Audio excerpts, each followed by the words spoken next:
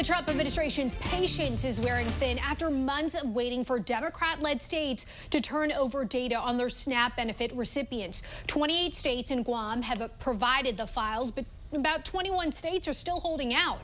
Let's go to Emma Withrow from the Fact Check team. So we know that the USDA requested this information back in July. Yeah. What makes this request different? So states have always needed to hand over at least some sort of SNAP data to the federal government, but this call from USDA really just takes it a step further. So it's not exactly like a simple standard request because they're asking for a full caseload of personally identifiable information. So what does that mean? That means like names, social security numbers, birthdays, addresses, pretty much for everybody who gets SNAP benefits. So this is kind of the first thorough request that we've seen of this kind. And I understand we're told that the purpose of these requests are to root out fraud and abuse of the system. Explain the legal pushback from the states that are not handing over this data. Yeah, so there's a few reasons on why the states don't think they should be handing this over. So number one being privacy concerns. They're worried about transmitting huge volumes of sensitive information, which could, increase in the risk of an event of a breach. They also think the data could be used for other purposes like immigration enforcement when we've seen these, mass deportations.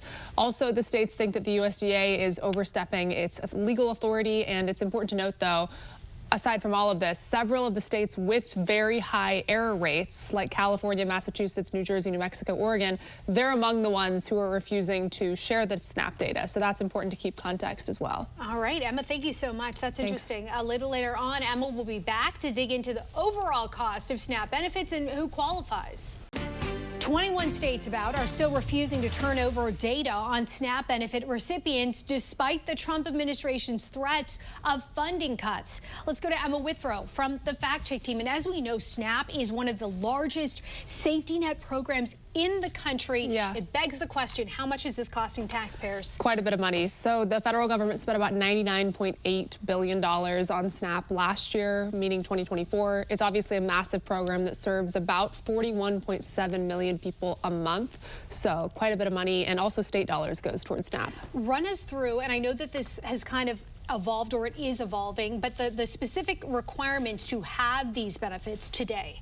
Yeah, so the rules are set at the federal level. It's not set by the states. And according to USDA, households generally need to earn less than 130% of the federal poverty line gross income. So for like a family of three, that's about $2,800 a month. Only U.S. citizens and certain immigrants, like people who are seeking asylum or refugees, can qualify for it. So undocumented immigrants can't receive SNAP. And then most able-bodied adults without dependents need to work about 80 hours a month, to participate in this program, to stay eligible and to be able to participate. They can't just not be working and still receive the benefits. Well, speaking of work, we know some new requirements went into effect earlier this month with regard to work requirements. So we will be watching this closely. Emma, thank you. Thanks. And for more on this Fact Check team topic, including links to Emma's sources, scan the QR code or visit thenationaldesk.com.